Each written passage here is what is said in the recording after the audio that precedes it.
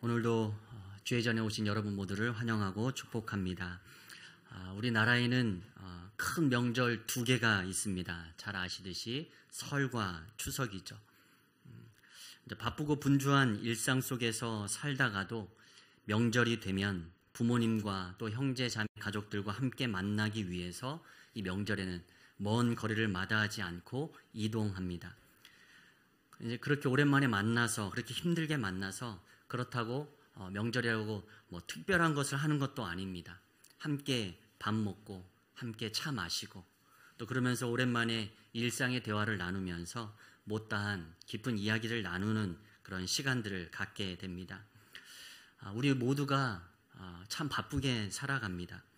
그래서 그러한 바쁜 일상 속에서 때로는 소중한 사람들이 있지만 마음이 있지만 내 곁에 있는 그들을 신경 쓰지 못하고 그냥 스쳐 지낼 때가 참으로 많습니다. 그래서 때로는 이런 특별한 시간들이 우리에게 도움이 되는 것 같습니다.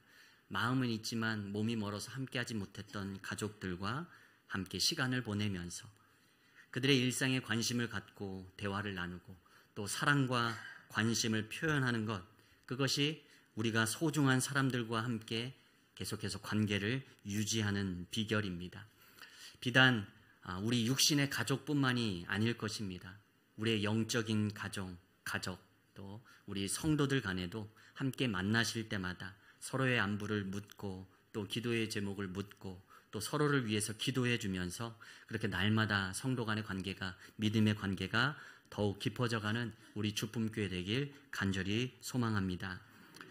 오늘 말씀은 베드로와 예수님의 만남에 대한 내용입니다. 예수님께서 베드로에게 다가가시고 그를 제자로 삼으시는 장면입니다. 우리가 너무도 잘 아는 내용이죠. 오늘도 이 말씀이 다시 한번 새롭게 우리의 삶에 다가와서 우리의 심령에 풍성한 은혜가 임하길 간절히 소망합니다. 먼저 첫 번째로 베드로는 우리가 잘 아는 대로 그의 직업은 어부입니다. 게네사렛 호수. 이제 이 호수에 대한 이름이 여럿으로 표현되지만 다 똑같은 호수입니다. 갈릴리 호수, 긴네렛 호수, 게네사렛 호수 모두가 다 갈릴리 호수입니다. 갈릴리 바다라고도 하고 오늘 말씀에서는 게네사렛 호수라고 일컬어집니다. 이곳에서 평생 고기를 잡아온 어부입니다. 그는 자신의 배를 가지고 있었고 일평생 고기를 잡으면서 나름 고기 잡는 일에 전문가라고 여겨지는 사람이었습니다. 그런데 오늘 말씀에 보면 지금 베드로가 처한 상황은 어떻습니까? 실패와 좌절의 상황입니다. 베드로는 일평생 어부로 살아왔지만 지난 밤 게네사렛 호수에서 밤새 그물질을 했지만 물고기 단 한 마리도 잡지 못하고 빈 배로 돌아왔습니다. 당시의 어부들은 부유한 직업이 아니라 하루 잡아 하루 살아가는 그런 가난한 일상을 했던 평민들이었습니다. 그런데 이날 베드로 일행이 고기를 잡으러 나갔다가 잡은 것이 하나도 없었습니다. 가난한 어부가 한 마리도 고기를 잡지 못한 채 항구로 돌아왔으니 그 발걸음이 얼마나 무거웠겠습니까? 그러나 그 허탈한 마음, 그 무거운 마음도 뒤로 한 채 그 어부들은, 베드로의 일행들은 그 빈 그물을 씻고 정리해야 했습니다. 왜냐하면 그래야 다음 날 밤에 다시금 고기를 잡으러 바다로 나갈 수 있기 때문입니다. 우리도 그렇습니다. 정말 애쓰고 수고한 일들이 수포로 돌아가거나 아니면 좋지 않는 결과를 냈을 때 우리의 마음에 좌절이 되고 낙심이 되죠. 또 기대했다가 기대한 만큼 결과가 돌아오지 못했을 때 기대한 만큼 또 그 마음에 힘이 들게 되죠. 그리고 그렇게 힘들지만 그러나 우리의 일상의 삶의 자리에 다시금 일터로 나가야 하는 것이 바로 우리의 일상의 삶의 모습입니다. 베드로처럼 힘들지만 다시 그 다음날 밤에 그물 던진 것을 위해서 그물을 손질하듯이 힘들지만 좌절하고 낙심한 그 마음을 가지고서도 좀 쉬고 싶다라는 마음이 있지만 그럼에도 불구하고 다음날 다시금 일터로 나가야 합니다. 왜냐하면 그래야 먹고 살 수 있기 때문입니다. 그렇게 오늘 베드로도 낙심한 채 빈 그물을 손질하고 있는 그 베드로 일행에게 오늘 예수님이 찾아오십니다. 오늘 말씀 1절을 보면 예수님이 게네사렛 호숫가에 찾아오십니다. 그리고 많은 무리가 예수님이 전하시는 그 하나님의 말씀을 듣고자 몰려듭니다. 호숫가에 서서 말씀을 전하시던 예수님은 점점 사람이 많아지는 그 무리들로 인해서 그 자리에서 말씀을 전하시기 힘든 지경에 이르게 됩니다. 그래서 그 호숫가에 정박되어 있던 두 척의 배 중에 한 배에 오르십니다. 오늘 3절 말씀입니다. 우리 3절 말씀 한번 같이 읽겠습니다. 시작. 예수께서 한 배에 오르시니 그 배는 시몬의 배라. 앉으사 배에서 무리를 가르치시더니. 아멘. 예수님께서 오르신 그 배가 바로 우리가 잘 아는 그 시몬 베드로의 배였던 것입니다. 그리고 그 배를 육지에서 조금 떼어놓고 그곳에 앉아서 무리들을 가르치셨습니다. 임시적으로 이 야외 강대상이 된 것이죠. 같은 눈높이에서 수많은 인파 속에 파묻혀서 말씀을 전하시기 힘들어지시니까 배에 올라서 잠시 그 부두하고 조금 거리를 두고 떼어놓은 뒤 그 자리에 앉아서 편하게 말씀을 가르치십니다. 그런데 마침 그 오르신 배가 베드로의 배였다라는 것입니다. 오늘 예수님이 오르신 배, 그 베드로의 배, 이것이 과연 우연이었을까요? 분명 우연은 아니었을 것입니다. 성경은 수많은 그런 의도적인 예수님의 발걸음을 묘사합니다. 예수님이 사마리아에 있는 한 여인을 우물가에서 만나셨습니다. 이것이 우연이었을까요? 또 예수님이 거라사 지방에서 군대 귀신 들린 사람을 만나셨습니다. 그냥 지나가다가 우연히 만나신 것이었을까요? 아니었습니다. 예수님은 그 한 영혼을 만나기 위해서 찾아가신 것이었습니다. 분명한 목적과 계획을 가지고 늘 주님은 발걸음을 내디디셨습니다. 유대인들은 사마리아 땅을 지나가지 않습니다. 그 땅과 그 사람들이, 사마리아 땅과 사마리아 사람들이 부정하다 여겨져서 그곳을 굳이 가로질러 가면 지름길이지만 굳이 가로질러 가지 않습니다. 돌아서 갑니다. 사마리아 땅을, 사마리아 사람을 피해서 가는 것이 유대인들의 일반적인 모습이었습니다. 그러나 이날 예수님은 사마리아 땅을 가로질러 가십니다. 왜 그러셨습니까? 우연히가 아니라 그곳에 있는 그 여인, 사마리아 여인을 만나기 위해서 그 땅으로 나아가신 것입니다. 또한 예수님이 배를 타고 제자들과 함께 이 게네사렛 호수 건너 반대편으로 가십니다. 그때 큰 광풍이 일어나 배가 흔들려 위태롭게 되었습니다. 그러나 그 광풍을 잠잠하게 하고 끝까지 그 호수 건너편 반대편으로 가십니다. 그 이유가 무엇일까요? 바로 거라사 지역에 있던 군대 귀신 들린 그 한 사람을 만나기 위해서였습니다. 말씀을 보면 실제로 예수님은 그 거라사 지방의 군대 귀신 들린 자를 치유해 주시고 그 즉시 다시 배를 타고 호수 건너편으로 돌아오십니다. 이 바다를 건너갔던 이유가 이 한 사람 만나기 위해서였던 것입니다. 이 사람을 만나고 다시금 배를 타고 건너편으로 돌아오십니다. 이처럼 예수님은 그 한 영혼을 만나기 위해서 늘 찾아가셨습니다. 오늘도 마찬가지입니다. 그냥 게네사렛 호숫가에서 그 두 배 중에 우연히 50%의 확률로 베드로의 배에 오르신 것이 아니라 오늘도 그 배가 베드로의 배인 줄 아시고 오르신 것이었습니다. 베드로를 위해서 그곳의 강대상을 삼으셨던 것입니다. 우리가 생각해 보십시오. 내 배에 누가 올라갔는데 관심이 안 가겠습니까? 그곳에서 지금 예수님이 설교를 하시는데 베드로의 귀가 그쪽으로 안 갈까요? 자신의 배에 올라서 하시는 예수님의 말씀이 그 누구보다도 잘 들렸을 것이고 그 누구보다도 집중해서 들었을 것입니다. 지금 베드로는 어떤 상황 가운데 처해져 있습니까? 밤새도록 그물질했지만 잡은 것이 없습니다. 좌절과 낙심의 상황입니다.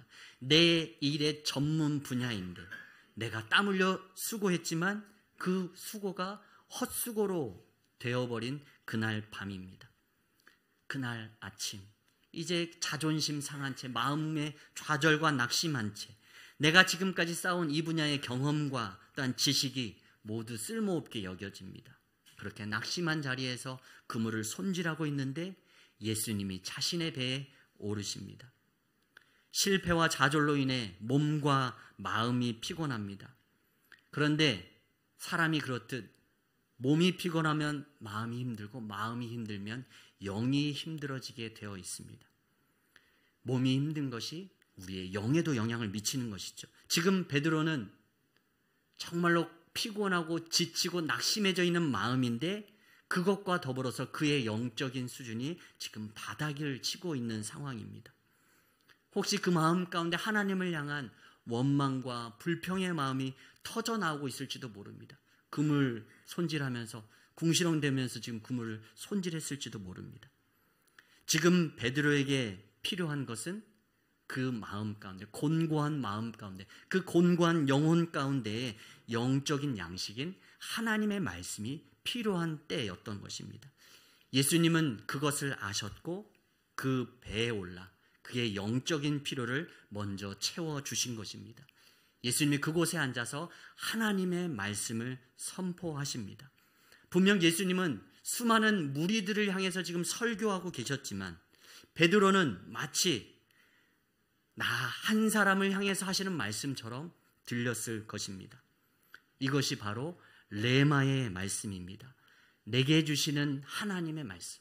수많은 말씀을 내가 듣고 또 수많은 사람들이 그 말씀을 듣지만 그 말씀이 내 말씀처럼 여겨지는 말씀을 우리는 레마의 말씀이라고 말합니다.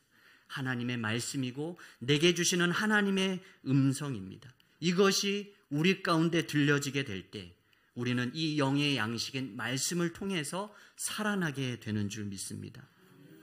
모든 문제의 실마리는 영적인 것에서부터 시작됩니다. 지금 물고기 한 마리도 못 잡은 것, 그것이 지금 문제가 아닙니다. 지금 베드로의 영혼이 곤고해져 있습니다. 여러분의 삶에 어떠한 문제가 있으십니까? 그 문제에 앞서서 먼저 여러분의 영이 하나님의 말씀의 자리에서, 예배의 자리에서 먼저 그 은혜로 충만해지시길 소망합니다. 그렇게 될 때 그 문제가 거기서부터 실마리가 풀려지게 되는 것입니다. 하나님이 우리의 영을 먼저 회복시키시고 우리 주변에 우리의 삶의 문제를 만들어 가시고 풀어 가시는 것입니다. 그 능력의 역사가 오늘로 이 주일 여러분의 심령 가운데 임하게 되길 간절히 축원합니다.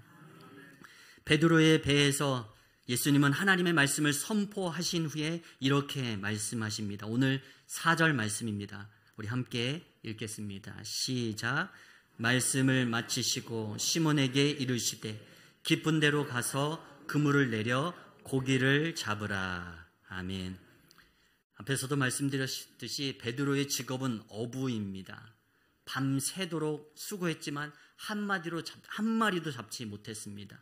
통상적으로 어부는 밝은 대낮보다는 캄캄한 밤에 물고기를 잡으러 나갑니다. 눈뜬 장님이 아니고서야 쳐놓은 그물에 걸리겠습니까? 물고기가 요리조리 피해 다니겠죠. 그러나 어두운 밤 그물을 던지면 잡게 되는 것입니다. 그리고 깊은 곳에 나아가면 그 저녁에 고기들이 물 위로 이렇게 모여든다고 합니다. 그래서 밤에 갈릴리 바다, 그 게네사렛 바다의 어부들은 고기를 잡으러 가는 것인데 지금 베드로가 예수님과 만나고 있는 시간은 아마도 추측컨대 오전이었을 것입니다. 밤새 그물질을 하고 빈 그물로 돌아와서 그물을 손질하고 있으니까 오전쯤 되었을 것입니다. 밝은 그 오전, 예수님이 말씀하십니다. 깊은 데로 가서 그물을 내려 고기를 잡으라. 또 생각해보면 그물 손질하고 있는데 베드로의 마음 가운데 이런 생각이 들었을 것입니다. 이 실컷 손질해 놓은 그물 가지고 다시 저 바다로 나간다는 것 좀 모험이기도 합니다. 만약 던졌는데 어젯밤처럼 안 잡히면 어떡합니까? 또 오후에 들어와서 금을 손질해서 저녁에 다시 나가야 되는 겁니다. 하루에 2번 금을 손질해야 되는 일입니다. 굉장히 귀찮은 일이죠. 2배나 힘든 상황이 될지도 모릅니다. 그러나 베드로는 예수님의 말씀에 순종하죠. 오늘 5절 말씀입니다. 같이 한번 읽겠습니다. 시작. 시몬이 대답하여 이르되 선생님 우리들이 밤이 새도록 수고하였으되 잡은 것이 없지만은 말씀에 의지하여 내가 그물을 내리리다 하고. 아멘. 말씀에 의지하여 내가 그물을 내리리다. 여기에 나오는 이 말씀이라는 이 헬라어의 단어가 바로 레마입니다. 하나님이 내게 주시는 말씀을 뜻하는 레마. 하나님, 예수님을 향해서 베드로가 말하는 것입니다. 주님이 내게 주신 그 말씀에 의지해서, 레마의 말씀에 의지해서 내가 그물을 내리겠습니다 라고 고백하고 있습니다.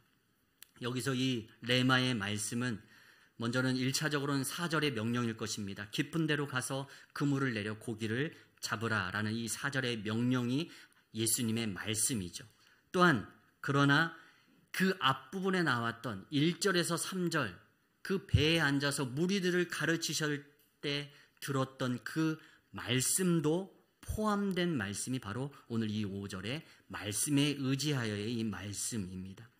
그냥 1, 2, 3절의 이 과정이 없이 그냥 예수님이 갑자기 나타나셔서 4절의 말씀 깊은 데로 가서 그물을 던져 고기를 잡아라 라는 이 말씀을 예수님이 베드로에게 했다면, 그냥 이 4절의 말씀 명령만 했다면 아마 베드로는 쉽게 순종하지 못했을 것입니다. 그러나 1절에서 3절 자신의 배 위에 앉아서 내게 주셨던 하나님의 말씀 레마가 있었기 때문에 4절에 베드로가 깊은 데로 가서 그물을 던져라 라는 이 말씀에 순종할 수 있었던 것입니다. 베드로는 자신의 배 위에서 가르쳐 주시는 예수님의 말씀을 1절에서 3절에서 주의 깊게 들었을 것입니다. 그리고 거기에서 깨달았을 것입니다. 예수님의 말씀에 권세가 있고 그 말씀에 능력이 있음을 깨달았을 것입니다. 그리고 그때 그 말씀을 듣는 와중에 그의 마음 가운데 이런 마음이 생겼을 것입니다. 주님이 뭐라고 말씀하시든 그 말씀은 한번 순종해 봐야 되겠다. 무엇인가 다른 능력이 있는 분 같다라는 생각이 베드로 가운데, 그 결심이 마음 가운데, 아마 그 말씀을 듣는 가운데 섰을 것입니다. 그래서 4절의 말씀이 들려졌을 때 깊은 데로 가서 그물을 내려 고기를 잡으라 라는 이 4절의 말씀이 들려지자 베드로는 1절에서 3절에서 느꼈던 그 예수님의 그 놀라운 그 가르침의 능력을 믿음으로 받아들이고 자신의 생각으로는 이해되지 않지만 즉각적으로 그리고 능동적으로 그 말씀에 순종하게 되었던 것입니다. 베드로는 순종하기 어려운 것에 순종했습니다. 자신의 생각과 경험과 달랐지만 그럼에도 불구하고 예수님이 말씀하셨기 때문에 그 말씀에 의지해서 순종했던 것입니다. 그리고 이것은 억지로 순종이 아니었습니다. 상황과 조건이 좋지 않고 불가능함에도 불구하고 1절에서 3절의 그 말씀을 통해서 본인이 그 레마의 말씀을 아멘함으로 받아들였듯이 주님의 말씀이니까 분명 무엇인가 다를 거야. 능동적으로 기쁘게 순종한 것입니다. 온전히 이해되지 않지만 순종하는 것, 성경은 이것을 믿음이라고 말합니다.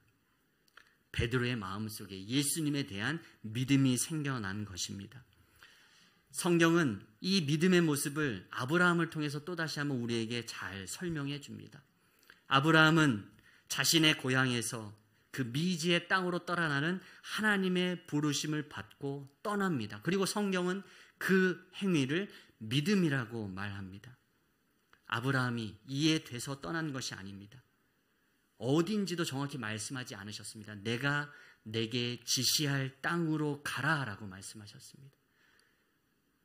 알 수 없는 그 미지의 땅, 그러나 땅으로 가라라는 그 말씀 앞에 순종했을 때 아브라함을 이스라엘 민족의 믿음의 조상으로 삼으신 것입니다. 베드로도 마찬가지입니다. 이해되지 않습니다. 그러나 겨자씨만한 믿음을 갖고 순종합니다. 그러나 그 결과가 어땠습니까? 바로 만선이었습니다. 오늘 6절 말씀 같이 한번 읽겠습니다. 시작. 그렇게 하니 고기를 잡은 것이 심히 많아 그물이 찢어지는지라. 아멘.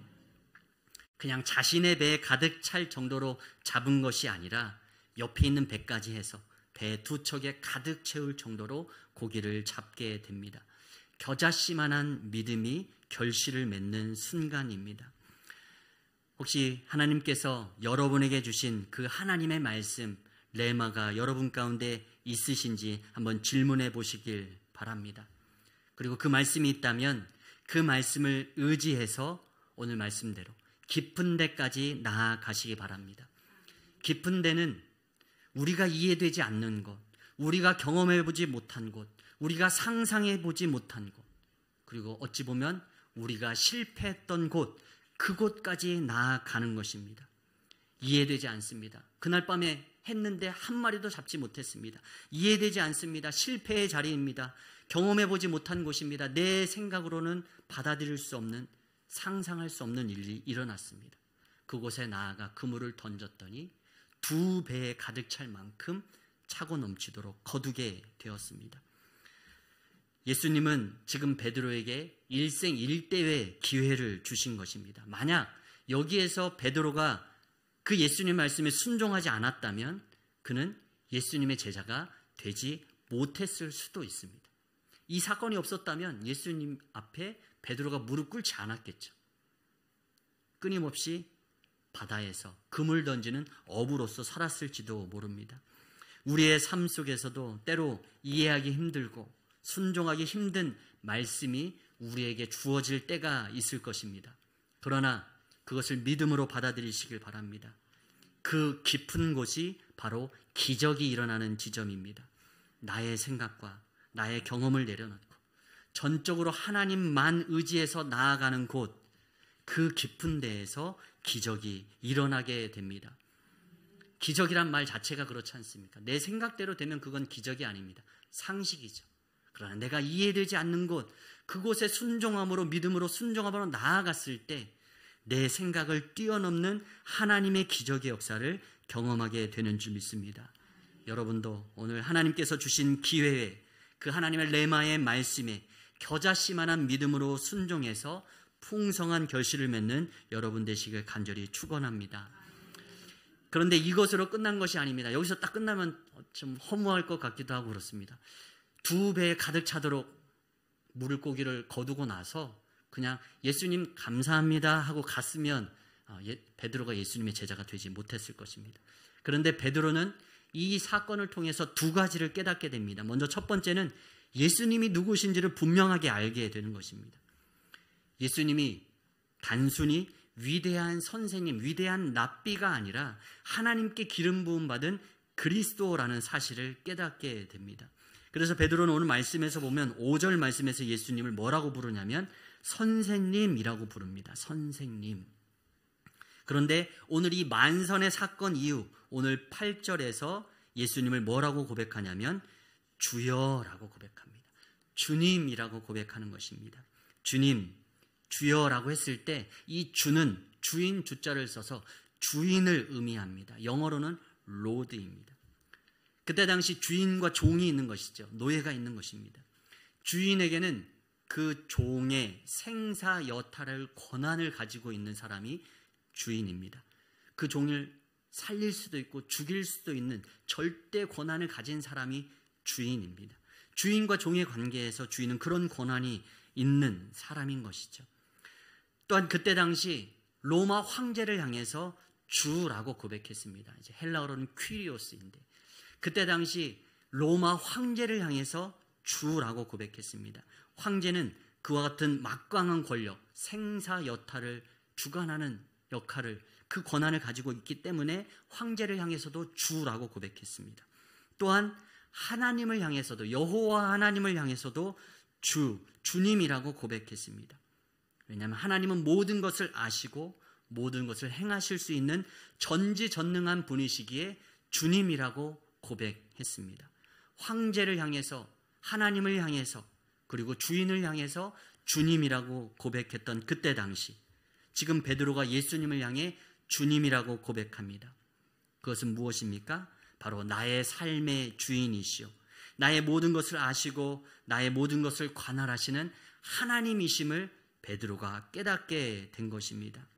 예수님이 그 깊은 데로 나아가면 많은 물고기를 거둘 것이라는 그 말씀에 순종했더니 그것을 경험하고 나서 베드로의 마음속에 예수님을 보는 눈이 열리게 된 것입니다.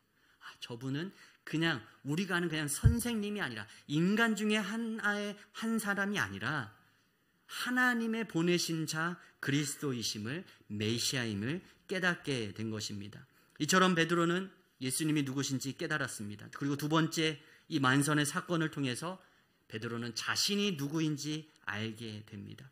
오늘 말씀 8절에 보면 자신이 죄인이라고 고백합니다. 이 정도면 괜찮겠지, 나도 이 정도면 잘 사는 거야 라고 베드로도 살았을지 모릅니다. 그러나 하나님이신 그 예수님 앞에 자신이 서게 되는 것을 깨닫게 되자 납작 엎드리며 자신이 죄인임을 고백합니다.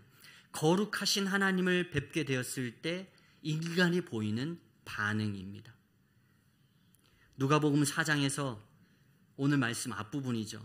베드로는 이미 예수님께서 자신의 장모의 열병을 고치시고 수많은 병자와 귀신 들린 자를 고치는 것을 이미 목격했습니다.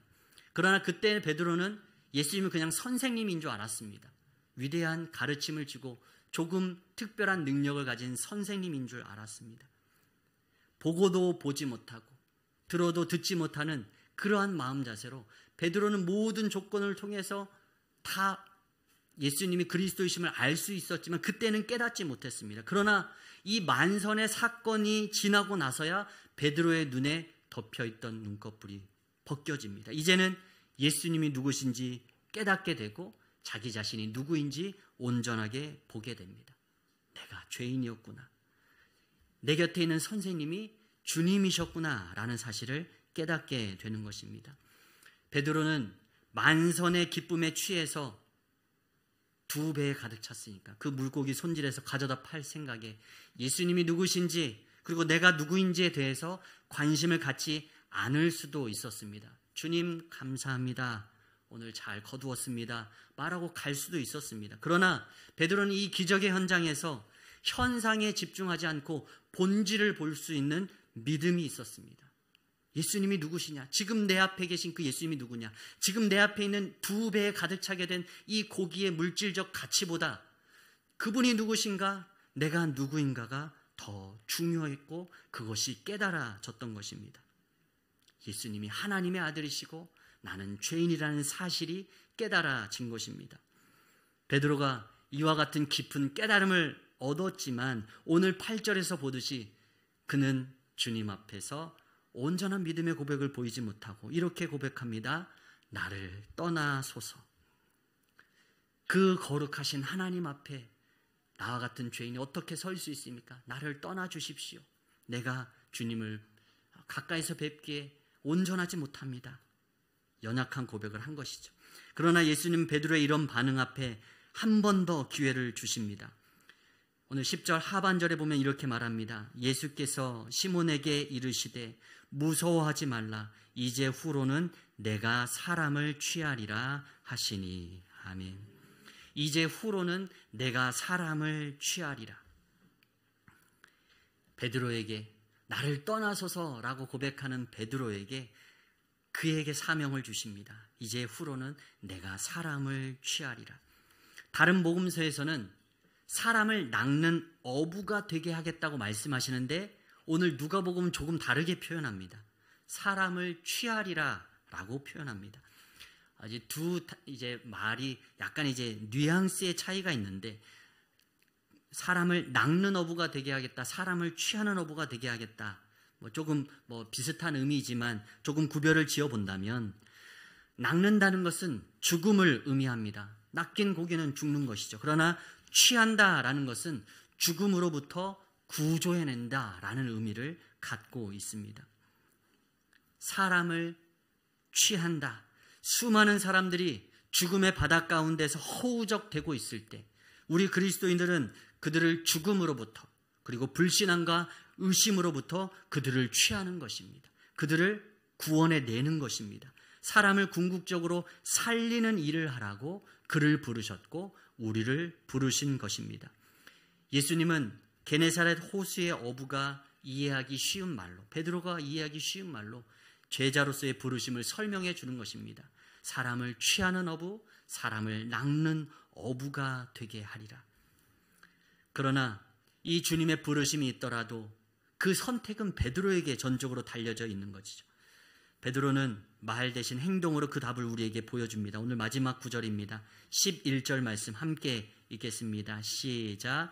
그들이 베드로를 육지에 대고 모든 것을 버려두고 예수를 따르니라. 아멘. 베드로가 대답하지 않고 그냥 행동으로 보여주는 것입니다. 베드로는 행동파입니다. 그의 믿음을 따르는 행동으로 예수님 앞에 고백하는 것입니다. 오늘 우리를 향한, 나를 향한 하나님의 부르심은 무엇입니까? 그리고 나를 향한, 우리를 향한 하나님의 기대는 무엇입니까? 오늘 이 베드로처럼 그 부르심 앞에, 그 하나님의 기대 앞에 결단하며 행동으로 답할 수 있는 여러분 되시길 바랍니다. 베드로는 예수님을 만나 예수님이 누구신지, 그리고 자신이 누구인지, 그리고 내가 무엇을 해야 되는지 깨닫게 됩니다. 그리고 삶의 의미와 목적이 바뀌게 되는 것이죠. 어부에서 예수님의 제자로 180도 바뀐 삶을 살아가게 되는 것입니다. 밤새 물고기 한 마리도 잡지 못해서 낙심하고 좌절해 있던 베드로가 새로운 삶의 목적을 발견하게 됩니다. 하나님은 우리의 생사 여탈권을 쥐고 계신 분이십니다. 그 하나님을 우리가 주인으로 모시고 그 말씀 앞에 순종함으로 만선의 기쁨이 충만한 인생 살아가는 우리가 되길 간절히 소망합니다. 그리고 나뿐만 아니라 죽지 못해 힘겹게 살아가고 있는 그 고통 가운데 있는 이들에게 참된 이웃이 되어주며 그들의 중보 기도자가 되어주며 그들을 생명의 길로 구원으로 인도해내는, 그렇게 사람을 취하는 어부가 우리가 되길 소망합니다. 예수님의 수제자 베드로처럼 예수님을 만나서 하나님이 기뻐하시는 모습으로 온전히 변화하고 성장하는 우리 모두 되길 간절히 소망합니다. 말씀을 정리합니다. 오늘 본문은 우리에게 예수님을 만났을 때 우리의 인생이 어떻게 변화될 수 있는지를 분명히 보여줍니다. 실패와 좌절의 순간에도 예수님은 우리를 찾아오셔서 우리에게 새로운 기회를 주시고 우리의 상식, 우리의 생각을 뛰어넘는 믿음의 도전을 때론 요구하십니다. 그리고 그 말씀에 우리가 순종할 때 우리에게 놀라운 기적을 허락해 주십니다. 마치 베드로가 말씀에 의지해서 그물을 내린 것처럼 오늘도 우리의 삶 가운데 하나님의 말씀에 순종할 때 우리의 인생의 새로운 인생의 전환점을 맞이하게 될 줄 믿습니다. 하나님은 우리의 실패를 통해서도 일하시고 우리의 고통 속에서도 일하시는 하나님이십니다. 베드로의 그 좌절의 순간 가운데 찾아오셔서 그에게 더 큰 사명을 맡기셨던 것처럼 때로 우리의 좌절의 순간, 고통의 순간 가운데 하나님이 우리를 찾아오셔서 우리를 더 큰 하나님의 일꾼으로 부르시게 되는 은혜의 역사가 임하게 될 줄 믿습니다. 여러분도 그 주님의 음성 앞에 깊은 데로 가서 그물을 내리라 라는 그 말씀 앞에 온전히 순종함으로 살아계신 하나님을 깊이 경험하는 여러분 모두 되시길 간절히 축원합니다.